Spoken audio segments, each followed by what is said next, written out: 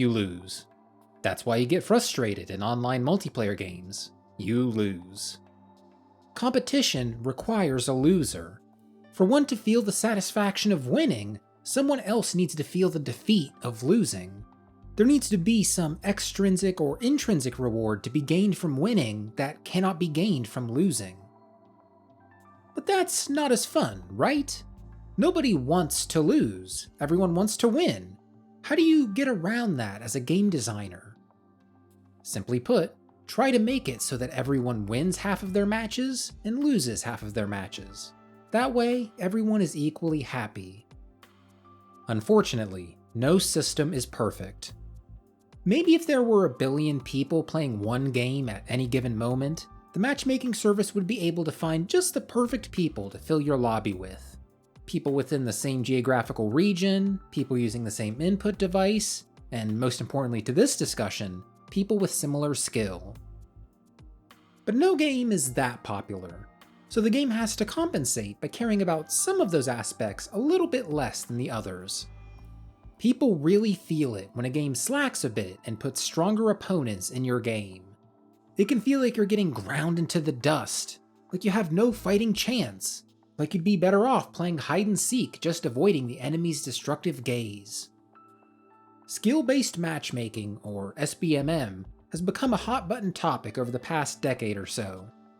Ever since games switched from dedicated servers to a central matchmaking system, developers have had to actually take into account a player's skill. And a lot of people feel like that system has created some super punishing atmospheres. I got back into Call of Duty for the first time since the original Black Ops with the new Modern Warfare 2 and 3. I played a good amount of the original Modern Warfare 2 when I was younger, and I was lured back to the series with the remastering of the maps from that game. I was ready to slip into those old shoes and get back on the Call of Duty grind. But it wasn't quite like I remembered it. It was hard as hell. It felt like I was fighting for my life in a lot of the lobbies I was put in. Getting 10 kills and 15 deaths, 14 kills and 24 deaths, 4 kills and 15 deaths? I've had some awful lobbies since I started playing about a year ago. It feels like you genuinely just can't keep up with these people, and that starts to affect you. You lose focus and start to perform worse. It's a spiral. It can really feel like the game wants you to lose. And I'm not alone in that. A lot of people have claimed that SBMM has ruined modern Call of Duty. It turns every match into a sweat fest where it's basically just a rung or two below actual tournament play. So people have been calling for Activision to disable skill-based matchmaking. Make it so the game puts you into the lobby with the absolute best network connection, skill of the other players around you be damned. And in moments where it feels like Call of Duty has truly beaten me into submission, I'd want to agree with them. But deep down into my heart, I know it to be a bad idea. I've played games without skill-based matchmaking. I know how oppressive it is to be in a server with someone not just slightly above your skill level, but way above it. You can't do anything without getting picked off. That's true oppression in online multiplayer. Getting dominated by a sniper in TF2 without being able to counter them at all. Funnily enough, just recently, Activision published a study revealing that they did try a small experiment where they disabled skill-based matchmaking. In it, they show that while higher skill players play more of the game, literally everyone below them in skill played the game less. People were playing less Call of Duty because they were getting stomped so hard in these matches without skill-based matchmaking. Minding the skill gap in multiplayer games is super important. The goal of a developer is to have as many people playing their game as possible. And to do that, they need to cater not to the absolute best of the best at their game, but to the majority that are worse than the best of the best. If you put someone who just downloaded this game for the first time against someone who's played for 1,000 hours, the new player is gonna quit. It's not like they even have a chance to improve, they're getting completely dumpstered on. Having a really narrow skill gap fosters an environment for people to actually learn and improve. You can actually make micro adjustments to your playstyle and notice improvements. You can't learn from your mistakes if you're getting domed in a microsecond by some guy from across the map. You need to be able to play in the sandbox with kids your age, to be able to grow up and eventually become someone who can dish out the dumpstering later on. I want to talk about a video game and its relationship to getting dumpstered on. It's basically the reason I wanted to make this video. I had to talk about this game and the way it handles the skill gap. Old school RuneScape is a game you might be familiar with. For those who have had the pleasure to not know about this game, allow me to burden you. Old school RuneScape is an MMO. It's kinda hard to describe why it's different from most MMOs out there, but once you play it, you just feel it. The way it completely doesn't respect your time is almost a breath of fresh air. You will spend 200 hours chopping trees to level up your woodcutting skill, and you're gonna like it. I guess at a fundamental level, it's a game about managing all these different skills and leveling them all up to 99. Nearly all of these can be done peacefully. You aren't in any danger as you level up smithing or fishing. It's something you could almost do while playing another game. A lot of activities barely require any attention. But it costs a ton of in-game gold to train a lot of those skills. Maxing out your construction skill could cost you over 100 million gold. So how do you get that money? You could do profitable skilling methods, fight bosses, do mini-games. There are a lot of ways throughout your journey to make a steady amount of gold to fund your adventure. Though what if you wanted a lot of money really fast? Enter the wilderness. This is an area that houses a ton of extremely profitable activities. Killing revenants, fighting bosses, looting chests. You can make money here quicker than most places in the game for the majority of your playthrough. The catch? You can be killed by other players while in here. And if you get killed, you lose nearly all the items you had on you. Well, all but your 3 most valuable items. Nearly every item in your inventory here, as well as the items you have equipped, are dropped for the person that killed you to pick up.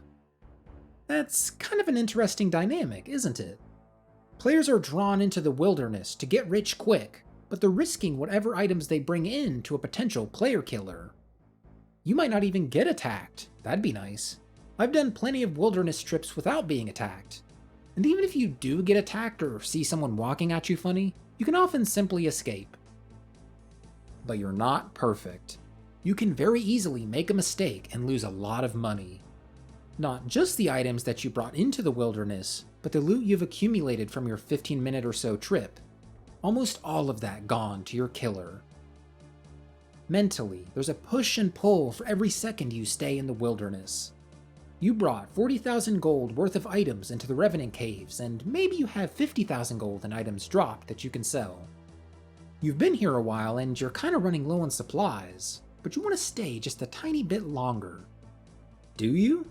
Do you kill a few more monsters, or do you get out of there? Every moment you stay in here is another moment a player killer could log in right on top of you and obliterate your ass.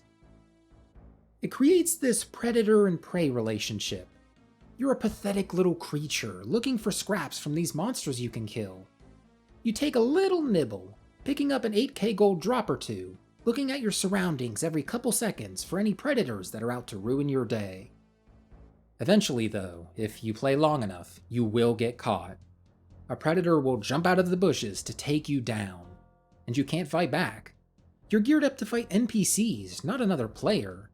The gear required to fight other players is completely different from the bare minimum needed to kill some weaker monsters.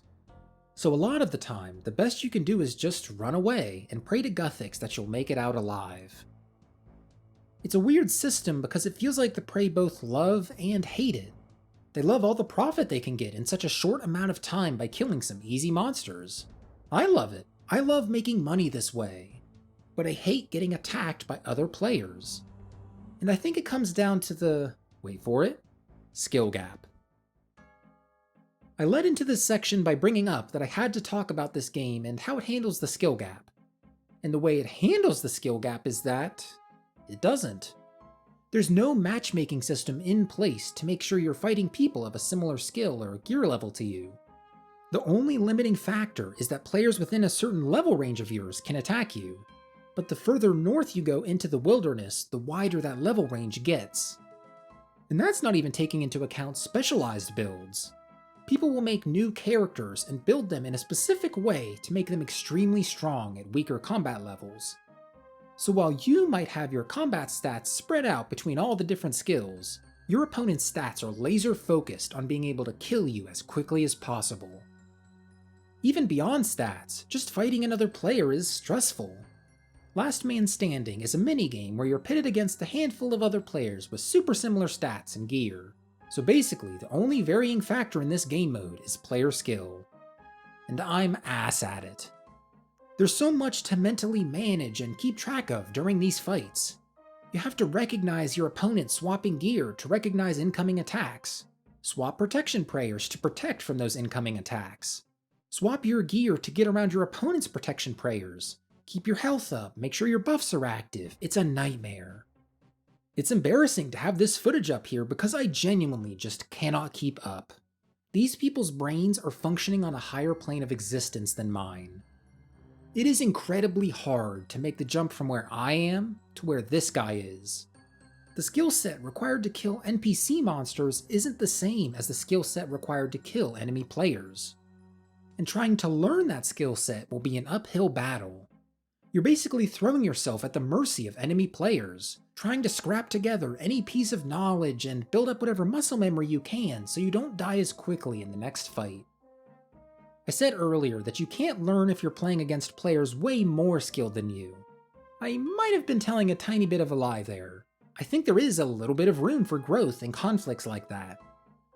If you can really focus in on one thing to learn during that encounter, then you can slowly build yourself up. For this fight, just focus on having the right protection prayer set for the enemy's attack style. Make sure you're not rushing into fights without thinking about where the enemy might be. That way, you're really concentrating on one aspect of the game and not trying to take in 50 different things at once. Though it's kinda hard to do that. Like I said, you're fighting an uphill battle. You have to have a perfectly clear mind and be in the right mood to be ready to learn like that. I think mood and mindset matter a lot more than people realize in multiplayer games. If there is anything I learned from my relationship with skill-based matchmaking in Call of Duty, is that it's easy to project a lot. I won the last game, so now this invisible matchmaking service is gonna punish me the next game. Yep, just died. There it is, these guys are so much better than me. I'll be thinking that within the first minute. I've seen a ton of clips online of people getting super mad at games like this and saying that they're done. This is the last match and they're never playing again. Only to boot it up the next day and get right back into the grind. Why is that? Why do people continue to play games that frustrate them? I think it's really simple. The highs outweigh the lows. People seemingly value the emotional satisfaction of winning higher than the emotional defeat of losing. People enjoy winning, that just makes sense. But I think it goes a bit deeper than that. I think people enjoy winning, obviously, but I think they also enjoy fair fights. They want to feel like they had a chance at winning. Getting 4 kills and 27 deaths and losing terribly isn't fun, but getting 18 kills and 19 deaths while barely losing could definitely feel like fun. For me at least, I think the true frustration comes from the feeling like I can't keep up. I realize when I do something wrong and recognize that I shouldn't do it again in the future. But for whatever reason, I'll make the same mistake again, and again, and again. You're playing against other actual humans. They have pattern recognizing brains. They'll pick up on the fact that you keep doing the same thing and punish you for it. That's what fighting games are all about. Some people just aren't built for that kind of environment. And you know what? That's perfectly fine. If you find yourself getting salty or sad or whatever after losing some games in Call of Duty, you don't have to play it. If you find yourself losing a bunch of money in the wilderness in Runescape and don't like the feeling, you don't have to go there. There's so much more to enjoy in that game. It's important to realize that you're in control of what you play. Even if you do enjoy the highs of getting a lot of kills in one game or an extremely rare drop in the wilderness, think of all those times those situations went sour.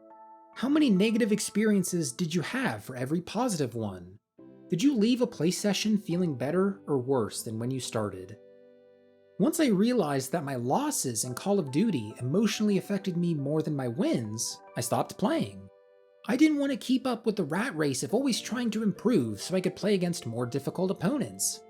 People are just getting better at games these days. They're playing for longer and reaching higher peaks of skill. It's hard to keep up if you're just casually playing. The gap between people who play religiously and people who play for fun on the side gets even wider. Genuinely, you don't have to play these types of games if losing puts you in a bad mood. Spend that time playing something that'll fulfill you 100% of the time rather than 50% of the time. But if you're a competitive person, I say go for it. Just play whatever makes you happy. Thanks for watching.